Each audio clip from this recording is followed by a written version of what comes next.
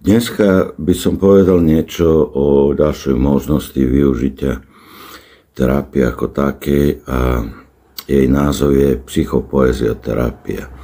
Psychopoezioterapia môže byť vykonaná aj individuálne s klientom, alebo môže byť aj skupinou urobená. Psychopoezioterapia alebo sama poézia po Carl Gustavovi Jungovi je najvyšší druh alebo najvyššia vrstva umenia.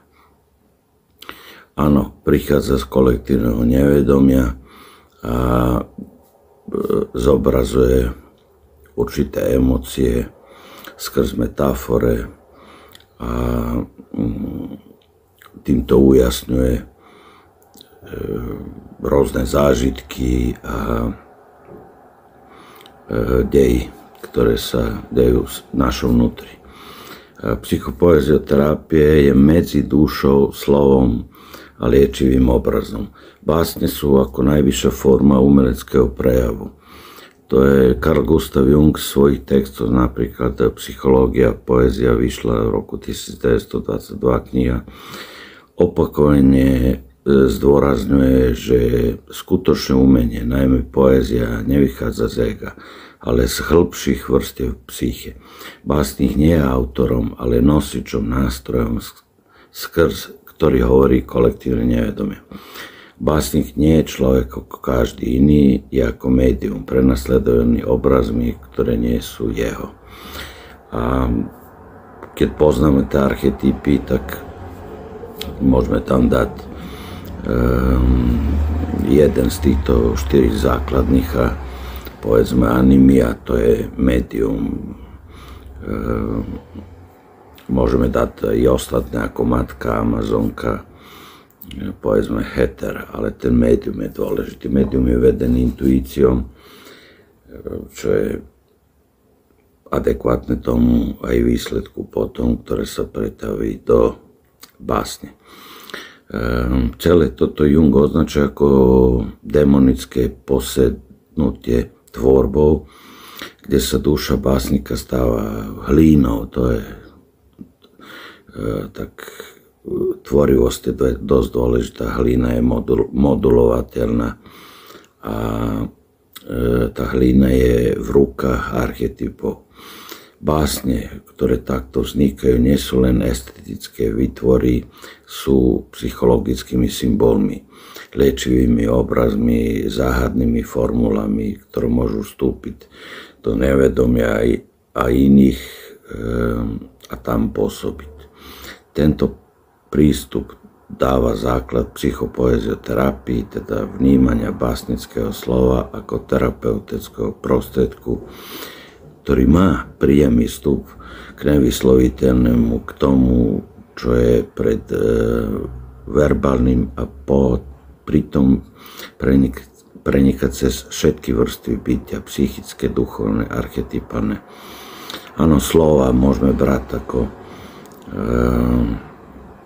ako také znaky a semantika je dosť dôležitá v každodennom živote, takže ak zjednodušíme, tak to, čo rozosielame, tak sa nám to aj vráca.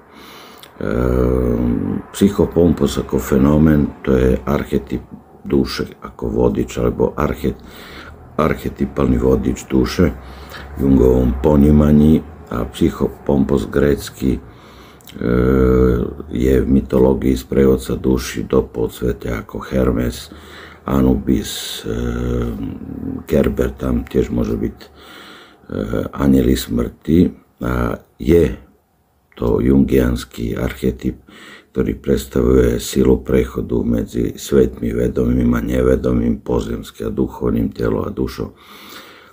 Keby sme dali teraz aj animus ako taký archetyp, tak začneme od nejakého tak úplne jednoduchého, povedzme Tarzan, inštinktívneho, ide cez Homera, cez Sokrata ako múdrosť a nakoniec Hermesa a on je vodič duše, personifikovaný. V psychoterapii sa tento archetyp objavuje napríklad v snoch, ako postava, ktorá nás vedie temnotou alebo neznámym miestom, ako symbol, bytosť, ktorá pritomňuje intuíciu, vnútorný hlas alebo vedenie. V procese prechodu medzi stavmi, napríklad z traumy k uzdraveniu, z bolesti k zmyslu. V psychopoezioterapii môže byť práve báseň sama psychopompom. A to je veľmi dôležité. Text, ktorý nás sprevádza do hlbín psyche, kde prechádzame smrťou starého ja, aby sme sa zrodili noví. Áno, i ten termín je známy, znovu zrodenie, napríklad medzi rokmi 36-40, môže i neskoršie, môže aj skoršie, záleží ako kto pracuje na sebe a tedy spoznávame celistosť alebo self. Poézia je ako jazyk duše, ezoterický rozmer psychoterapie, takže ezoterika znamená vnútro. V tomto prípade slovo ezoterický pochádza z gréckeho vnútorný. Áno, jungianská psychoterapia, najmä v neskorších rokoch, ona čerpala z alchémie, gnosticizmu, mystických tradícií. Podľa Junga sa skutočná transformácia duše deje cez symbolickú smrť. Áno, a znovu zrodenie, proces známy ako individuácia. O tom som už hovoril. Áno, individuácia to je to, keď sa stávame autentickým. V tomto procese je poézia ako taká rituálnym nástrojom, ako kedysi zaklinadla šamanov, magickým nositeľom významu, ktorý nemá vysvetľovať, ale spôsobiť zmenu posvetným textom, ktorý otvára dvere medzi svetmi ako mantra, modlitba, zaklinadlo. Dôležité je tu vysvetliť aj termín symbol, alebo symbol znamená to, keď niečo nevieme dopovedať slovami, tak sa vyjadrujeme symbolom alebo určitú tendenciu. A metafora znamená niečo, čo sa nachádza vedľa toho, čo je bežné každodenne. Tu je poézia napríklad v ezoterickom psychoterapiu. Nejde o opravu ega, ale o hlboké ponorenie sa do mystérie duše, kde človek nie je klientom, ale adeptom, pútnikom na ceste k seba samého. Áno, život je cesta, tak v tomto prípade aj takto môžeme to brať. Psychopoezioterapia ako most. Tu už sa dostávame do transcendentálnej funkcie a význam, napríklad báseň, je nástroj symbolického jazyka, ktorý obchádza ego a pôsobí v nevedomí. Psychopompos, archetyp sprievodcu, ktorý pomáha duši prejsť temnotu, trauma, strata, depresia. A v Jungovej psychológii je to východisko, ktoré chápe tvorbu ako archetypálny akt duše, a ezoterickej psychoterapie namiesto racionality hľada mystérium, prechod, zasvetenie. Dal by som jednu báseň, ktorá vznikla takto v spolupráci počas rôznych sedení s klientami a jej názov by bol mesto. Kamenný roh prestal hľadiť na geometriu bytia. Secesia vymazala spomienky na barok. Niekde v ďalke nariekajú zastrelení tichí a prle. To sú hrdiny, dvaja musím vysvetliť, z partizánskej vojny bývalej Jugoslávie od roku 1941-45. Takže zopakujem, niekde v ďalke nariekajú zastrelení Tichý a Prle, jeden ešte žije, druhý už nie. Kameňom dláždené podkuté ulice pozerajú smerom k hviezdam. Zjavenia Pána, veľká zima, kto zmie svoju zimu hriechov. Novodobí mladenci, svätý kríž, sama masa chladných rán. Keď rímsky vojak prebodne rebra hrdinskej rovine, ktorá príjme ešte mnoho utečencov zo svätej zeme, utrapenej ukrižovaním sveta. Dnes je deň hmly. Pokračuje ďalej potom, je to doplnené určitým spôsobom aj klientom v nejakej rímskej provincii, a kto nezabudne, dnes ho Sáva príjme. Myslí sa týmto na svätého Sávu, srbského prvého svätiteľa. A dnes ho, takže zopakujem, v nejakej rímskej provincie, a kto nezabudne, dnes ho Sáva príjme ako oslepeného vojaka z vojen rodinných či iných, nie tým počtu. Traja králi sedia na koňoch a počítajú hviezdy. Jedna už padla, slámom ožiarená, deňom prikrytá, tmou po staročia strážená Boho človekom. Takže toto je jedna báseň, ktorá nastala v spolupráci s klientami, a keď to dáme ako sen, tak vyzeralo by takto.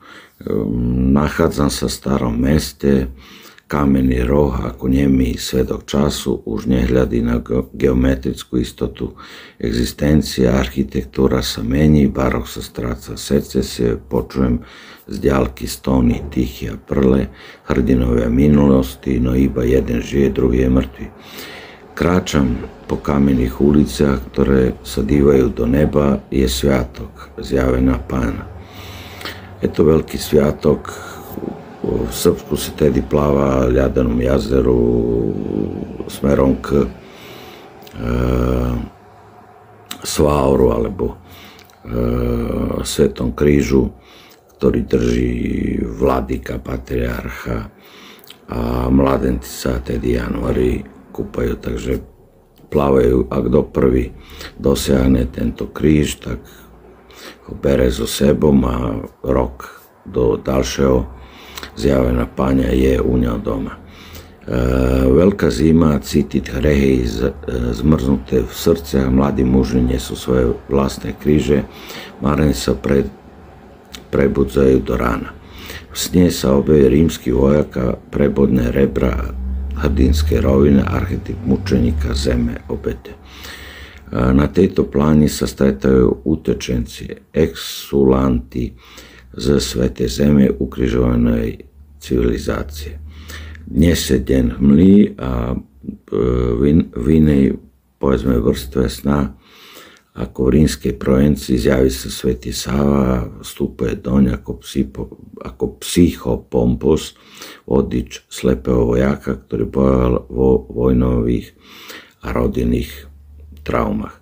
Traja králi, napríklad archetypálni mágovia, počítajú hviezdy, ale jedna už padla, mesto nej sa zjavilo svetlo, sláma, deň, tma a Boh človek. Áno, to sú všetko symboly, o ktorých som hovoril.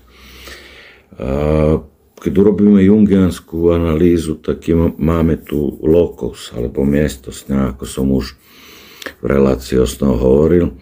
To je staré mesto, je ako self, povedzme, celostná psychická štruktúra, v ktorej sa stretávajú kultúrne vrstvy, barok, secesia, rímska ríša, vojna. Je to individuácia v priestore, mesto ako mandála duše. Potom máme dynamis, to je ten pohyb, konflikt, energia. Pohyb od baroka, emočná explózia, minulosť k secesii, dekadencia, estetizmus ukazuje stratu orientácie v hĺbšom bytnom poriadku.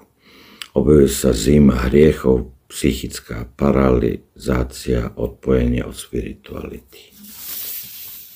Persona, to je ďalší archetyp, Tichia Prle, archedini hrdini, áno, boli hrdinovia. Jeden žije, vedomie, druhý je mŕtvý tieň. Rímsky vojak, archetyp agresora, zranenia, podobný archetypu Senexa otca. Svätý Sáva, psychopompos. Pardon. Archetyp duchovného sprievodcu Hermes Merkur. Traja králi, archetyp múdrosti, kozmického poriadku alebo animy v trojjedinosti. Boh človek, centralizované self, gnóza, zjednotené protikladov. Archetypy, ktoré sa objavujú, sú psychopompos, napríklad Sáva príjma slepého vojaka, obraz vnútorného liečiteľa, ktorý sprevádza dušu cez traumu. Zima, hmla, rebra, križovanie, archetypy smrti, temnoty, ale aj očisty. Hviezda plus sláma plus tieň plus tma. Boh človek, syntéza štyroch živlov, vedomia a nevedomia. Táto kvaternita vyjadruje znovu zrodenie podobné Kristovému motivu, tedy zrelej osobnosti. V ezoterickej psychoterapii, psychopoezioterapii táto báseň funguje ako rituálny sen, ktorý v ezoterickej terapii odhaľuje koreňový konflikt medzi kolektívnym a osobným ja. Práca s touto poéziou, napríklad formou meditácie, výkladu alebo vlastného dopísania, je pokračovanie sna. Môže slúžiť ako katabáza, zostup do hlbiny duše a nasleduje anabáza, vystúpenie k zmyslu. Sám záver by bol báseň mesto, alebo srbsky povedano grad, je mytologicko-archetypálny sen, kde sa stretová história, strata, duchovná zima a tiché volanie po zmierení. Psychopompo Svätý Sáva je nádej, že je aj slepý vojak v nás, ten, čo stratil zmysel, môže nájsť cestu domov. Táto umelecko-recitačná verzia slovanského sna na motívy básne Mesto, aby zachovala hlboký tón, archetypálnu sílu a zároveň znela ako liturgický sen alebo vnútorný monológ duše.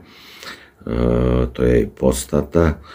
Tento text môže byť čítaný potichu ako meditácia, prednesený nahlas ako báseň alebo použitý ako základ terapeutickej práce, psychopoezioterapie. Teraz môžeme to pretočiť do recituála v duchu psychopompa. A to je, tak povedzme, alegorický sen o meste.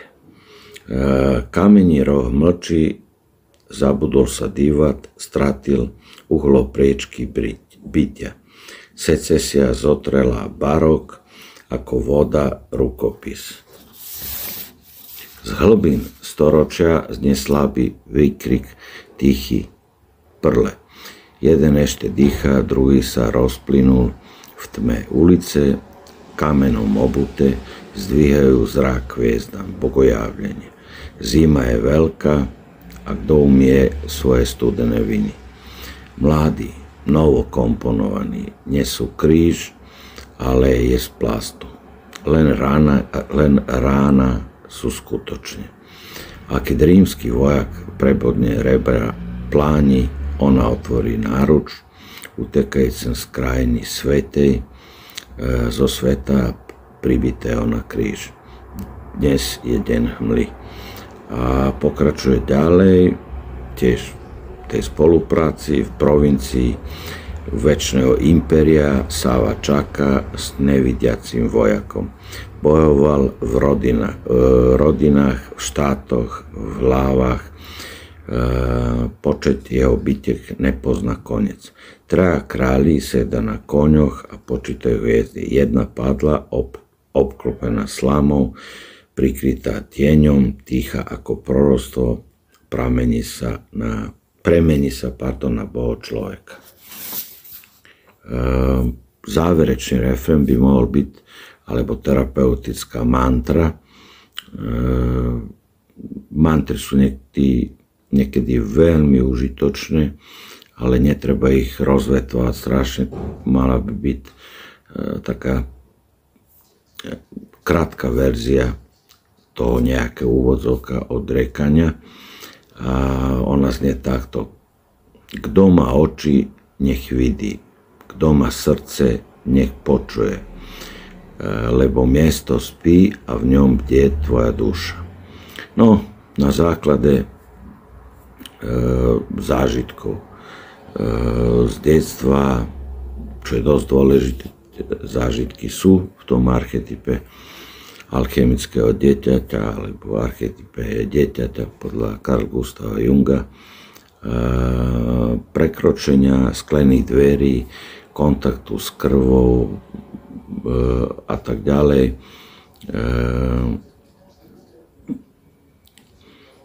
Môžeme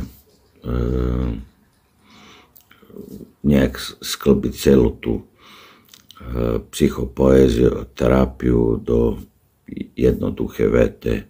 Je to ako, povedzme, ako sen. Môže byť aj keď sme bdeli, aj myseľ nám funguje, je to lucidný prekognitívny sen a môže byť písaná aj úplne v bdelom stavu. Potom máme ďalšiu, a to je báseň, to je svetlo v hmle. To je sen, ako sen, keď je urobená, tak je to o prekročení dverí. Dvere vieme, to je ako portál, povedzme, alebo vstup medzi vedomým a nevedomým. To môže byť aj okno ako symbol, prach, povedzme. Takže sen o prekročení dverí, krv, o otcovi chirurgovi ako psychopompovi. Bol som chlapec 6-ročný, bežal som za svetlom a ono sa rozbilo. Sklo mi rezalo kožu, ako keď sa trhá závoj medzi životom a niečím ďalším. Krv tekla rýchlo, videl som ju. Vlastnú, červenú, tichu a niečo vo mne vedelo, toto je brana. A potom prišiel on v bielom plášti, no nie ako lekár, nie iba ako otec. Bol psychopompos, strážca medzi svetmi, tichý chirurg duše, zašíval ránu nielen na tele, ale aj v čase. Povedal, nie je ešte tvoj čas, tvoje srdce má pamäť iných staročí. Tvoj dedo stál pred carom a chránil jeho dých. Zopakujem ešte raz. Tvoj dedo stal pred cárom alebo císarom a chránil jeho dých. Ty budeš stáť pred svojou dušou a chrániť jej svetlo. Dvere sa nezavreli, ostali v pamäti otvorené, z krvi vyrastol hlas. Kto prešiel cez sklo, už nemôže späť, musí vidieť aj znútra. A záver by mohol byť taká symbolická iniciácia, ktorá predchádza všetkému, to je ako taký vstup. Od toho dňa som nosil v tele pamäť, že svetlo môže porezať, že otcovská ruka môže aj liečiť, že sklo nie je prekažka, ale prechod a že krv je reč duše, keď chce niečo povedať. Psychopoetický výklad by bol takýto. Sklenené dvere sú symbol vedomia, ilúzia oddelenosti medzi tým, čo je vonku a čo je vo vnútri. Keď nimi preletíš, dochádza k iniciačnému prelomu stred s ranou s krvou. Krv je archetypálna sila života, smrti, volanie po prebudení duše.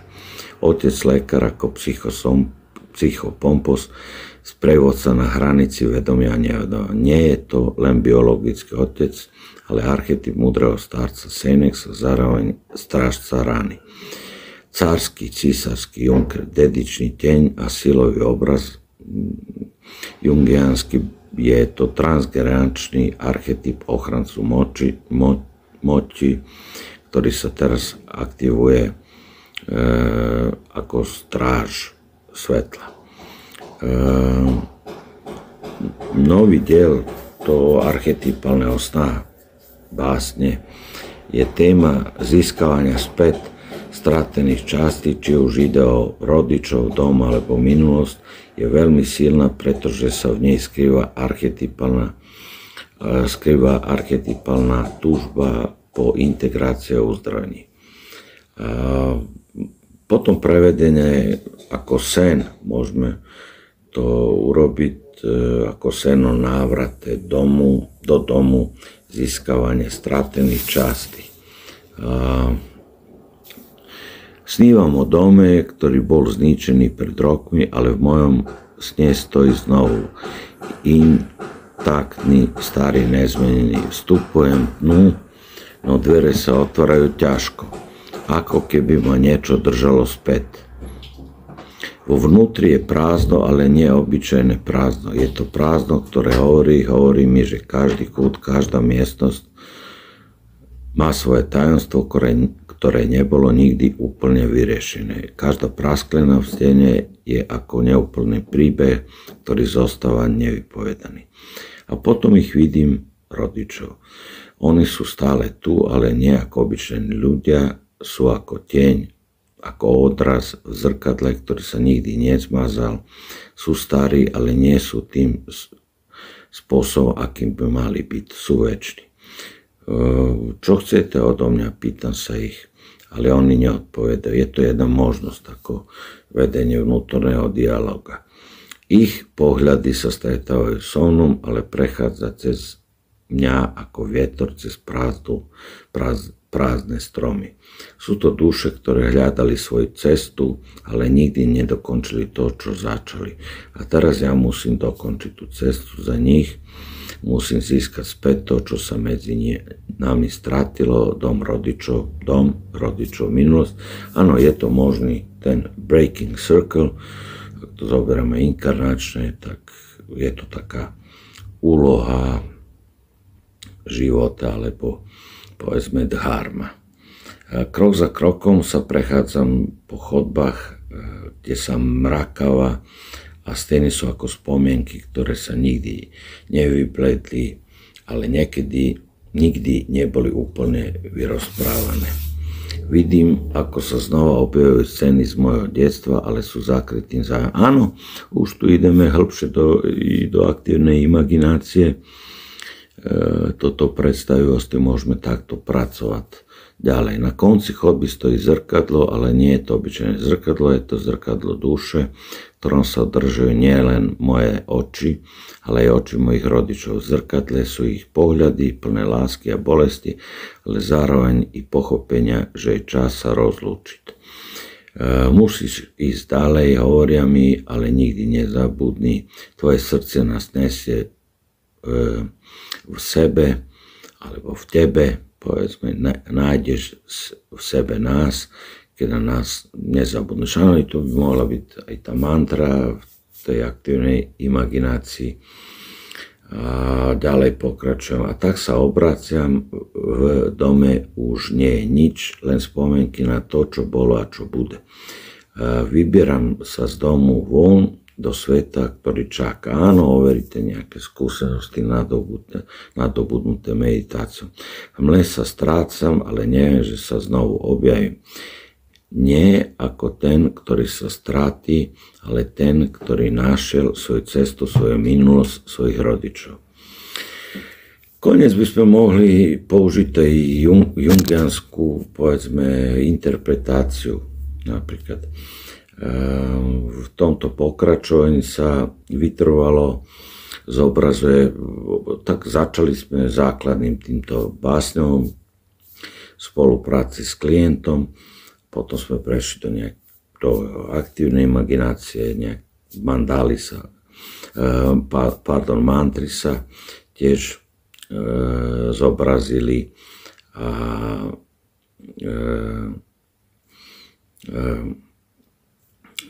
Téma je takže báseň vytrvalo zobrazuje téma integračných procesov, ktorá môžeme vidieť cez archetypálne obrazy. Dom je archetypom bezpečia minulosti, ale zároveň aj väzením, ktorá nás drží v minulosti, pokiaľ sa s ním nevyrovnáme a neuzavrieme ho. Rodičia v tomto sne predstavujú nielen postavy, ktoré nás vytvorili, ale aj nevedomé aspekty našich minulých vzorcov. Tie vzorce sú veľmi dôležité, lebo u niektorých ľudí je to tak, že sa narodia ako originály a zomerajú ako kopie. Keby tie vzorce stále živili, tak tie vzorce sú na to, aby sme ich, ak sa každému z nás podarí, menili a stať sa tým individuom autentickým. Nie sú to len osoby, ktoré sme strátili, ale aj nevyrovnané časti nás samých. Zrkadlo predstavuje sebareflexiu, proces, jeden z dôležitých inštinktov Jungu, podľa mňa možno najdôležitejší. Takže sebareflexiu, proces, kde sa konfrontujeme s našim tieňom a všetkými nerealizovanými častami našej osobnosti. Psychopompos, sprevádzajúca postava, tu vstupuje v podobe našich rodičov, ktorí nás už prepustili z ich vplyvu, ale stále nás vedú, umožňujú nám vnímať, že sme stále s nimi, ak pochopíme ich odkaz. Tento san vyjadruje, áno, tu sa môžu objaviť tie rané zranenia z detstva a podobné veci, ktoré sa neskôršie v dospelosti objavujú ako taká záťaž. Emočná predovšetkým. Tento sen vyjadruje proces znovu zrodená, kde sa rodičia archetypy musia pustiť a my sa musíme naučiť, áno, byť o takú separáciu, rozdelenie, nechať veci byť a voľné vyslobodiť, aby sme sa posunuli ďalej napríklad k novému štádiu v našom živote. Ešte jedna báseň je tu v spolupráci s klientom ďalším a ona sa volá Rodina a znie takto: Jugoslávia vyskočila pod vlak, zostala len časť jej časti. Svet ju neprijal do svojho náručia, malá krajina, srdce Európy, prijala môj osud. Najsvetejšiu povinnosť rodu som splnil, postavili hniezdo so ženou od kvapky potu. Nič krajšie som nezažil ako let bociana na naše kolena na malej lúke mojho života, alebo našich životov. Láska má jedno meno, Danka, s očami plnými mesiaca, úsmev, ktorý galaxie mení na hviezdny prach. A deti sú odobou sveta, Božidara Branislava, ešte chýba meno Danka a celý svet sa stáva veľkou hračkou.